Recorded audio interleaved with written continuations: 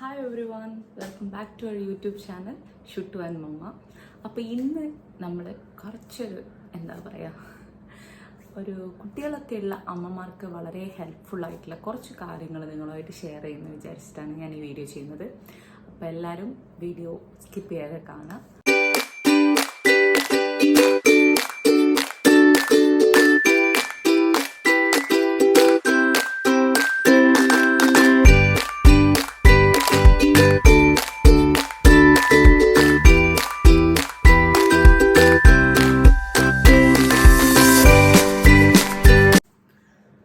അപ്പോൾ എൻ്റെ അടുത്ത് കുറേ അമ്മമാർ ഇങ്ങനെ കുറച്ച് കാര്യങ്ങളൊക്കെ ചോദിക്കുകയും കുറേ കൺസേൺസും കാര്യങ്ങളൊക്കെ പറയാറുണ്ട്. ബിക്കോസ് എൻ്റെ കുറച്ച് ഫ്രണ്ട്സിനും കുട്ടികളൊക്കെ ഉള്ളതാണ്. അപ്പോൾ അവരെപ്പോഴും ചോദിക്കുന്ന കുറച്ച് കാര്യങ്ങളാണ്.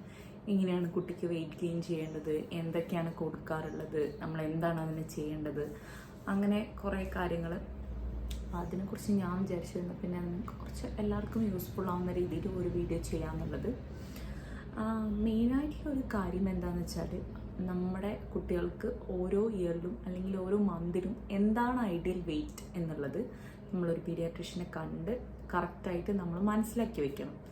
ആൻഡ് ഈവൻ അവർക്ക് ആ ഒരു ഹെൽത്തി വെയിറ്റ് ഉണ്ട് എന്നാണെങ്കിൽ നമ്മൾ അങ്ങനെ ഓവർലി കൺസേൺ ചെയ്യേണ്ടതോ പേടിക്കേണ്ടതായ ഒരു കാര്യമില്ല. അതിനെക്കൊണ്ട് ഒരു കാര്യമില്ല. ശരിക്കും പറഞ്ഞാൽ വെയിറ്റ് എന്നൊക്കെ പറയുന്നവർക്ക് ആവശ്യത്തിനുള്ളത് മതി. ശരിക്കും ഓവർ വെയിറ്റ് ആവുന്നതിനേക്കാളും നല്ലത് ഹെൽത്തി ആയിട്ടിരിക്കുക കുട്ടി എന്നുള്ളതാണല്ലോ പ്രധാനം. അപ്പോൾ അവരൊരു ഹെൽത്തി വെയിറ്റ് ഉണ്ട് എന്നാണെങ്കിൽ നമ്മൾ അതിനെക്കുറിച്ച് കൺസേൺ ചെയ്യേണ്ട ആവശ്യമൊന്നുമില്ല. ആൻഡ് ഇനി അവരിപ്പോൾ ചില കുട്ടികൾ ഈ വെയിറ്റ് ഉണ്ടെങ്കിലും തീരെ കാണാനുണ്ടാവില്ല. അപ്പം അങ്ങനെയുള്ള കുട്ടികളുടെ അമ്മമാർക്കും ഒരുപാട് കൺസേൺസ് ഉണ്ടാവും. എൻ്റെ കൊച്ചു വെയിറ്റ് ഇല്ലേ, എന്താ ഇങ്ങനെ ഇരിക്കുന്നത്, അതൊന്നും നമ്മൾ മാറ്റർ ചെയ്യേണ്ട കാര്യമില്ല. ആക്ച്വലി കുട്ടി ഹെൽത്തിയാണ്, കുട്ടിക്ക് ഹെൽത്തി ആയിട്ട് ഇരിക്കുന്ന കുട്ടിക്ക് വേറെ ഇഷ്യൂസോ കാര്യങ്ങളോ ഇല്ല എന്നാണെങ്കിൽ നമ്മൾ അതിനെക്കുറിച്ച് വറി ചെയ്യേണ്ട ഒരു ആവശ്യമില്ല. പിന്നെ ഇനിയിപ്പം വെയിറ്റ് ഇല്ലാത്ത കുട്ടികളാണെങ്കിൽ വെയിറ്റ് വെക്കാൻ വേണ്ടി എന്താണ് ചെയ്യേണ്ടത് എന്നുള്ള കുറച്ച് ഞാൻ പഠിച്ചിട്ടുള്ള കുറച്ച് ടിപ്സും കാര്യങ്ങളും ഞാൻ നിങ്ങൾക്ക് പറഞ്ഞുതരാം. അപ്പോൾ എൻ്റെ കാര്യം വെച്ച് നോക്കുകയാണെങ്കിൽ എനിക്കൊരു സെക്ഷൻ ഡെലിവറി ആയിരുന്നു ഉണ്ടായിരുന്നത്. അപ്പോൾ ഡോക്ടർ പറഞ്ഞതിൽ ഒരു 1 വീക്ക് മുന്നേ എനിക്ക് ഡെലിവറി നടന്ന ഒരാളാണ് ഞാൻ. സെക്ഷൻ ആയതുകൊണ്ട് തന്നെ ആദ്യം എനിക്ക് മിൽക്ക് പ്രൊഡക്ഷനൊക്കെ കുറച്ചൊരു ഇഷ്യൂസും കാര്യങ്ങളൊക്കെ ഉണ്ടായിരുന്നു. അപ്പോൾ അതുകൊണ്ട് തന്നെ ഞാൻ വളരെ കെയർഫുള്ളായിട്ട് ഫീഡ് ചെയ്താണ് ആദ്യം ഞാൻ ഷുട്ടുവിനെ കുറച്ച്, എനിക്ക് തോന്നുന്നു ഒരു 2 to 3 months ഞാൻ വളരെ കെയർ ചെയ്താണ് കഷ്ടപ്പെട്ട് ഫീഡ് ചെയ്തു എന്ന് തന്നെ വേണമെങ്കിൽ പറയാം. അങ്ങനെയാണ് ഞാൻ ഒരു വെയിറ്റിലേക്ക് ഞാൻ എത്തിക്കുന്നത്. അപ്പോൾ എന്നെപ്പോലെ തന്നെ പാലില്ലാത്തത് കൊണ്ട് കുറേ കൺസേൺസ് അനുഭവിക്കുന്ന അമ്മമാരുണ്ടാവും. അതിന് നമ്മൾ ചെയ്യേണ്ട ഒരേ ഒരു കാര്യം എന്താ വെച്ചാൽ, നമ്മൾ ബ്രസ്റ്റ് ഫീഡ് ഇടയ്ക്കിടയ്ക്ക് നമ്മൾ കുട്ടികൾക്ക് കൊടുക്കാൻ ശ്രമിക്കുക. കുട്ടികൾ എത്രത്തോളം സക്ക് ചെയ്യുന്നു അതിനനുസരിച്ച് നമുക്ക് മിൽക്ക് പ്രൊഡക്ഷൻ ഉണ്ടാവും എന്നാണ് സയൻറ്റിഫിക്കലി പറയുന്നത്. അതിനെപ്പറ്റി ഞാൻ കൂടുതൽ റിസർച്ച് ഒന്നും ചെയ്തിട്ടില്ല. ഇതിൽ ഞാൻ പറയുന്നതൊക്കെ എൻ്റെ അനുഭവത്തിലുള്ള കാര്യങ്ങളാണ്. അപ്പോൾ നമ്മൾ പരമാവധി കുട്ടികളെ സക്ക് ചെയ്ത് ഫീഡ് ചെയ്യിക്കാൻ ശ്രമിക്കുക. ആ സമയത്ത് തന്നെ ഓൾമോസ്റ്റ് എല്ലാവർക്കും കുറച്ച് മിൽക്ക് പ്രൊഡക്ഷനൊക്കെ കൂടും. പിന്നെ മെയിൻ കാര്യമാണ് നമ്മൾ ഫുഡ് കഴിക്കണം. നമ്മൾ ഹെൽത്തി ആയിട്ടുള്ള ഭക്ഷണം ഇൻടേക്ക് ചെയ്യുമ്പോഴേ നമുക്ക് മിൽക്ക് പ്രൊഡക്ഷൻ ഉണ്ടാവുള്ളൂ. അത് വളരെ ഇമ്പോർട്ടൻ്റ് ആയിട്ടുള്ള ഒരു കാര്യമാണ്. നമ്മൾ തടി വയ്ക്കും, അല്ലെങ്കിൽ നമ്മൾക്ക് അത് ഭയങ്കര ബോറായിട്ട് തോന്നും എന്നൊക്കെ വിചാരിച്ച് എനിക്ക് തോന്നുന്നു ഒരു കൊച്ചിനൊരു 6 months ആവുന്നത് വരെ നമ്മൾ ഒരിക്കലും നമ്മുടെ കൺസേണിൽ പെടേണ്ട കാര്യമല്ല എന്ന് വിചാരിച്ച് നമ്മൾ വാരി വലിച്ച് കഴിച്ചതിനെ കൊണ്ട് ഒരു കാര്യമില്ല. ഹെൽത്തി ഈറ്റിംഗ് അത് കുഞ്ഞിനും അമ്മയ്ക്കും വളരെ നല്ലതാണ്. ഹെൽത്തി ആയിട്ട് ഭക്ഷണം, അങ്ങനെ നമ്മൾ ഹെൽത്തി ആയിട്ട് ഭക്ഷണം കഴിക്കുന്നതിനനുസരിച്ച് നമുക്ക് പാലൊക്കെ വരികയാണ് എന്നുണ്ടെങ്കിൽ നമ്മൾ പേടിക്കുകയേ വേണ്ട. നമ്മൾ കുട്ടികളെ നന്നായിട്ട് ഫീഡ് ചെയ്യുക. അപ്പം എനിക്ക് തോന്നുന്നു ഒരു 6 months വരെ അവരെ ഫീഡിങ്ങിൽ മാത്രം കോൺസെൻട്രേറ്റ് ചെയ്യുന്നതാണ് നല്ലത്.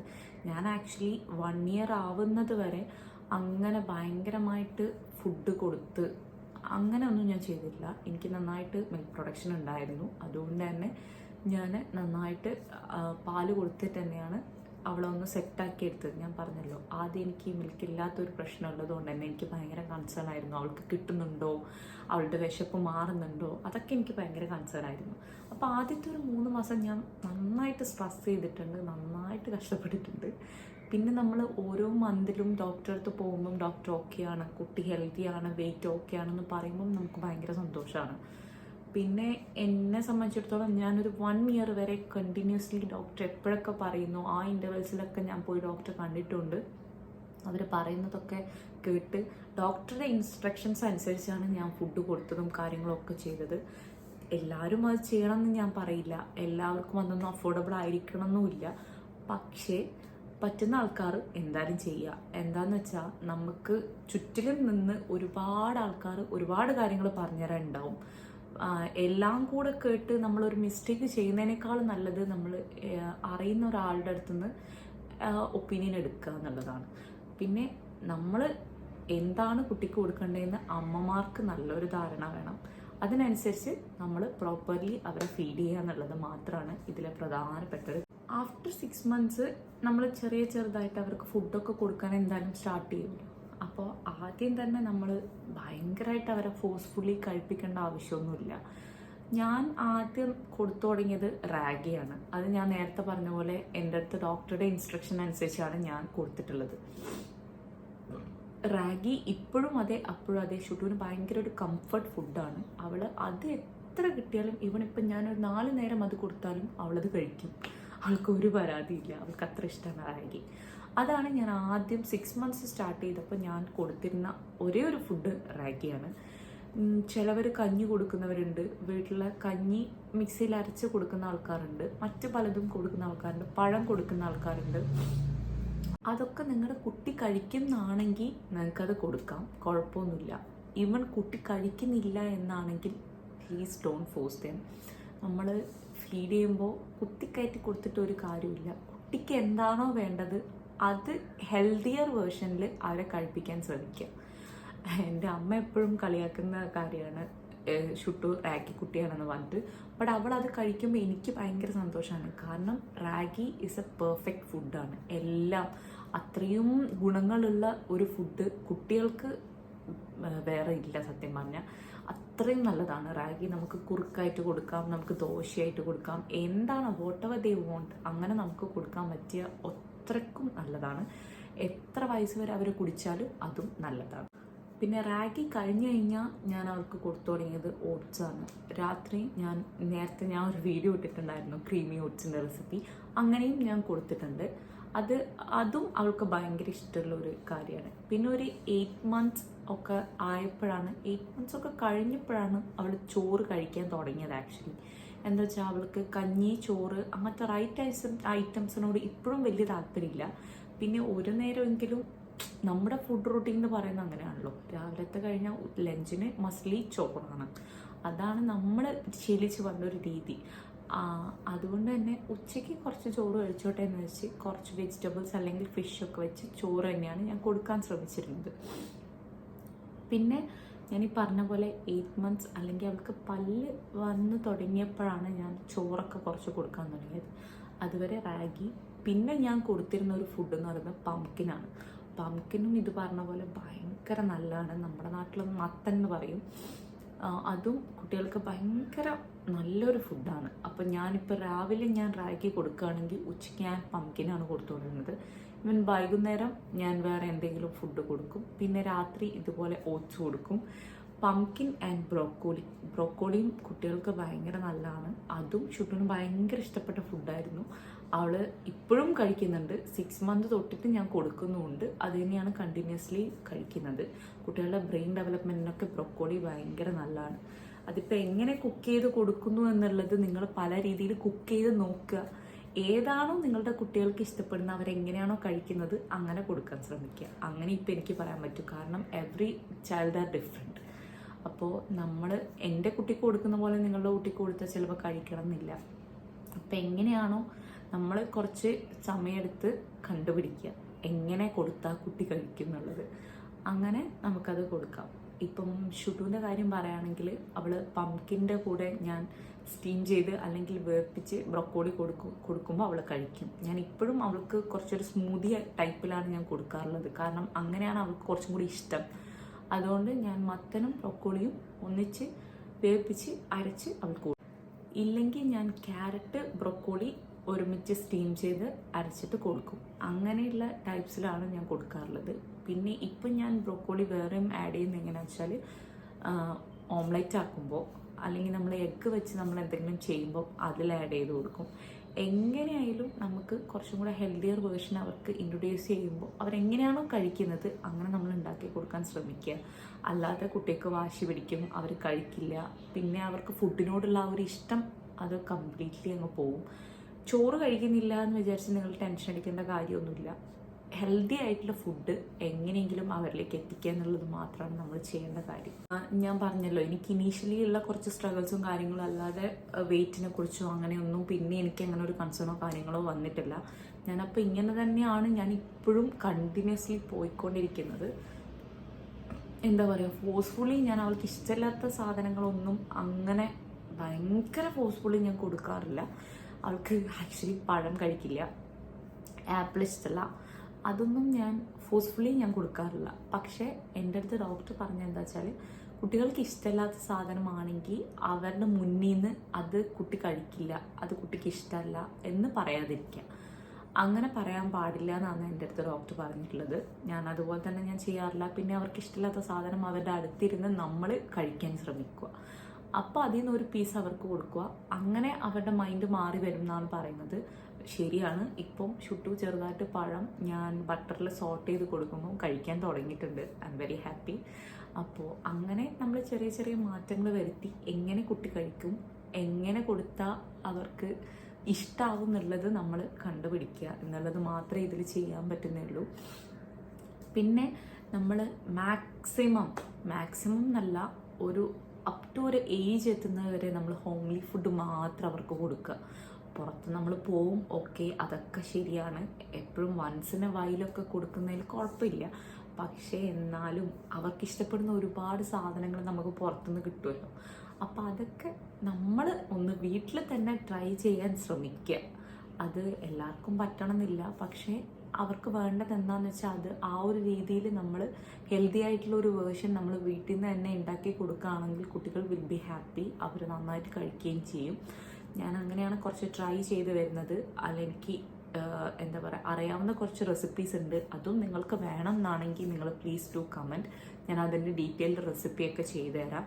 കുറച്ച് പാസ്ത, പിന്നെ എന്താ പറയുക, അവർക്ക് ഇഷ്ടപ്പെട്ട ടൈപ്പ് ഓഫ് കട്ട്ലെറ്റ്സ്, പിന്നെ നെഗറ്റ്സ്, അങ്ങനത്തെ സാധനങ്ങളൊക്കെ ഞാൻ വീട്ടിൽ തന്നെ ഉണ്ടാക്കി കൊടുക്കാറുണ്ട്. അപ്പോൾ നിങ്ങൾക്ക് അതിൻ്റെയും വീഡിയോ വേണം എന്നാണെങ്കിൽ നിങ്ങൾ പ്ലീസ് ഡു കമൻറ്റ്.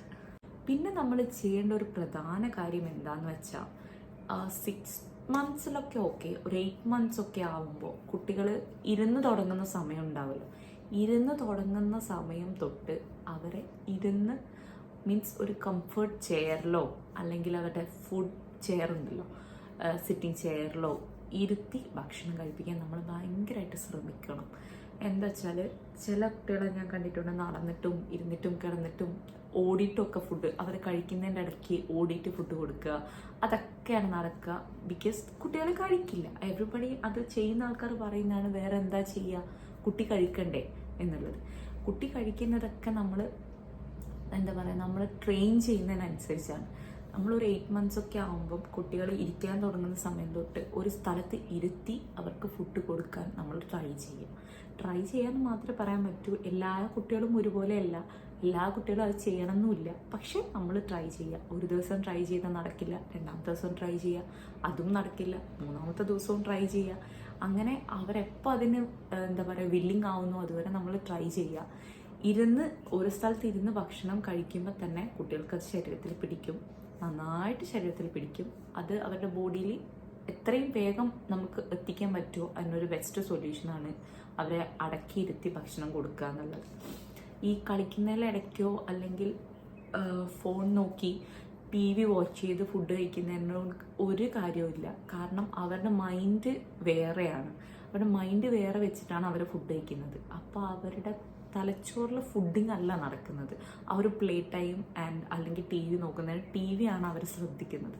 അപ്പോൾ അതൊക്കെ ഒന്ന് മാറ്റി വെച്ച് കുറച്ചൊരു ബേസിക് എന്താ പറയുക ഫീഡിങ് റൂട്ടീൻ അവർക്ക് കൊണ്ടുവരികയാണെങ്കിൽ അവർ വളരെ നല്ല രീതിയിൽ അത് ശരീരത്തിൽ കാണാൻ ഇത്രയൊക്കെ കാര്യങ്ങൾ കുറച്ചൊന്ന് ശ്രദ്ധിച്ച് നമ്മൾ കുട്ടികളെ ഫീഡ് ചെയ്യിപ്പിക്കുകയാണെങ്കിൽ അവർക്ക് ആവശ്യമുള്ള പ്രോട്ടീനും മിനറൽസും ഒക്കെ അവരുടെ ശരീരത്തിൽ നന്നായിട്ട് എത്തിക്കോളും.